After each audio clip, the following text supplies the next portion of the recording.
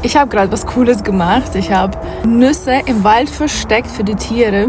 Ich habe vor ein paar Tagen auch Vogelfutter versteckt in verschiedenen Stellen. Jetzt habe ich gesehen, teilweise ist nichts mehr da. Hier ist das Problem, wenn es aber Nussbäume gibt, dann kommen Menschen und sammeln alles und für die Tiere bleibt ja nichts übrig. Deswegen versuche ich einen Teil zurückzugeben für die Tiere, dass sie auch was bekommen. Früher sind wir mit Freunden im Wald gegangen und einfach Karotten und Apfel und Birnen im Winter auf dem Baum aufgehangen.